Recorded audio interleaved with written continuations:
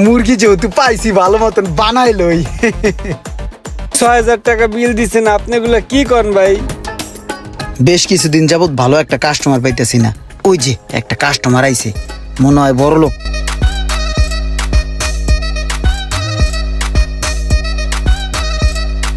আসো নামো। এইখানে মানুষ হবো? এই সেলুনে যাইয়া চুল দাড়ি কাটো, আমরা পরে আনি মনে। হ্যাঁ, আসসালামু আলাইকুম স্যার। ওয়ালাইকুম আসসালাম। স্যার প্লিজ আসেন আসেন, ভিতরে আসেন।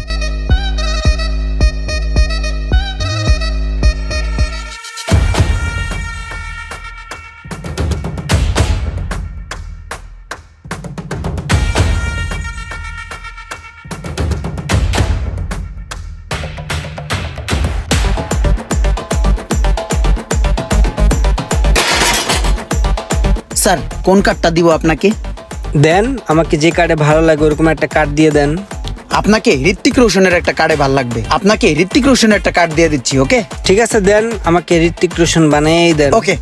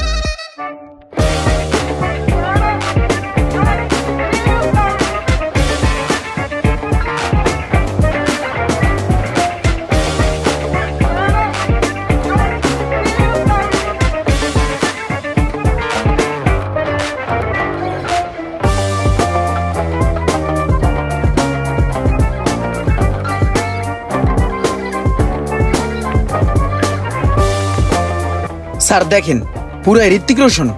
হ্যাঁ ঠিক আছে। স্যার আপনার চুলের সাথে ম্যাচিং করে আপনার দাড়িটা সুন্দর করে কেটে দিচ্ছি। ঠিক আছে দেন।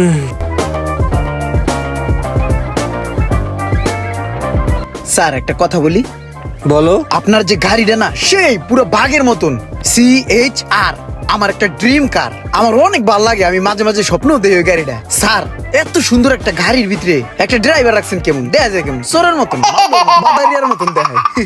আর একটু স্মার্ট ড্রাইভার রাখবেন, বুঝছেন? আর যে একটা বডি গার্ড রাখছেন না, পেউডা, এগুলো চলে, এগুলো হচ্ছে অচল মাল। শুনেন স্যার, এমন মোড়া বডি গার্ড লয়ে যদি আপনার গাড়িতে বেশি দিন চলেন, আপনার গাড়ি সকেট জাম্পার যাবো গা, বুঝছেন? এগুলো চলে না, এগুলো বাদ দিয়া দিবেন। বাদ দিয়া সুন্দর চাই একটা সিনা উঁচওয়ালা একটা বডি গার্ড লয়ে নেবেন, বুঝছেন? যেটা আপনার সাথে সবসময় থাকবো। এই যে আপনি এই জায়গায় যে আছেন, বডি গার্ড কিন্তু নাই, পেট লয়ে লড়তারেন, আপনার পাশে দৌড়াইবো কখন? দেই ভাই ডান দিকে একটু কাইতুন।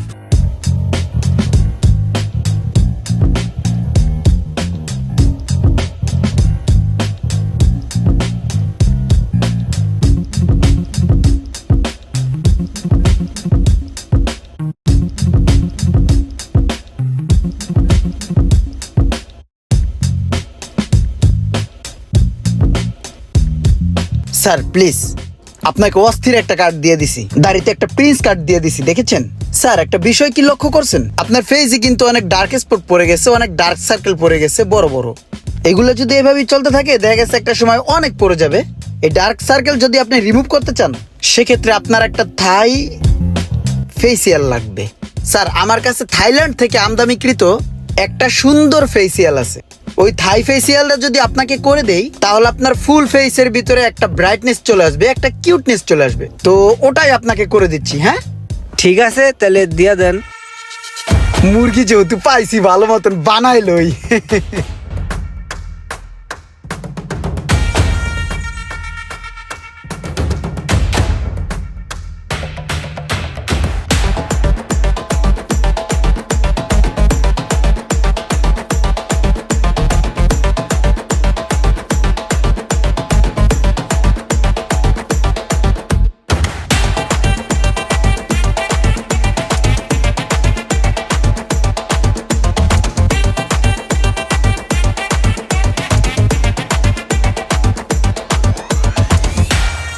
স্যার আপনাকে যেই ফেসিয়ালটা দিয়ে দিলাম এটা কিন্তু আপনাকে স্পেশাল সার্ভিস দিছে, এইভাবে কিন্তু অন্য কাউরে দেই না।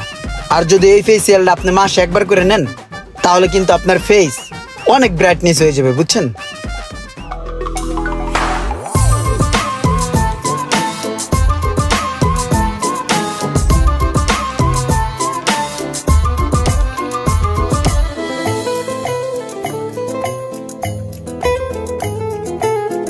স্যার ফাইনালি আপনার লুকটা দেখেন, পুরো ওয়াসাম।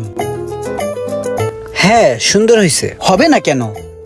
এই শহরের সবচেয়ে বড় বিখ্যাত হেয়ার স্পেশালিস্ট ইমরান আপনার কাজটা করেছে, দেখতে তো হবেই। স্যার কাউন্টারটা এদিকে, প্লিজ কাম হিয়ার।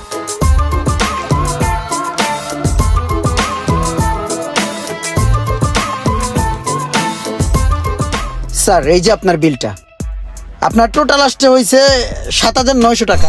তো 1,900 টাকা আমি ডিসকাউন্ট করে দিচ্ছি। আপনার ব্যবহার কথাবার্তা আমার অনেক ভালো লেগেছে, ঠিক আছে? আর 6,000 টাকা দিলেই হচ্ছে। ভাই এটা আপনি কি কন ভাই? ভাই আমার 14 গোষ্ঠীতে সারা জীবন চুল কাটতেও 6,000 টাকা বিল দিছেন, আপনি এগুলা কি কন ভাই? কি বলেন স্যার, আপনি ঠিক আছেন? আপনি তো একটু আগে গাড়ি নিয়ে আসলেন, গাড়ি থেকে নামলেন। ভাই আপনি আমার যা ভাবছেন আমি আসলে তা না ভাই। ওই গাড়ি ভাই আমার না ভাই, ওই গাড়ি আমার স্যারের গাড়ি। আমার এখানে আইয়া শুধু নামাই দিয়ে গেছে। সোহাগ ভাই, আমাদের নতুন শোরুমের জন্য তো একটা লোক লাগে, তো এরে নিয়ে আসছি আমাদের গ্রাম থেকে। এ আমার লতায় পাতায় পেঁচানো তালতো ভাই, এখন এরে যদি রাখি তাহলে কেমন হয়? হ্যাঁ আরে রাখলে তো ভালোই হয়, কিন্তু এর তো আগে মানুষ বানাইতে হইব।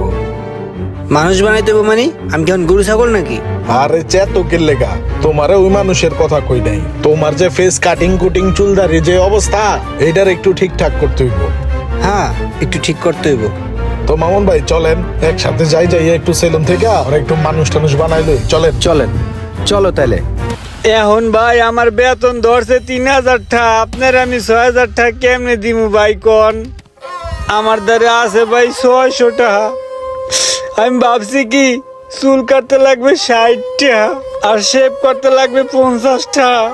আর এই যে আপনি কি মাখছেন না পাউডার মাউডার, হ্যাঁ মনে হয় 50 টাকা যাইতে রে ভাই।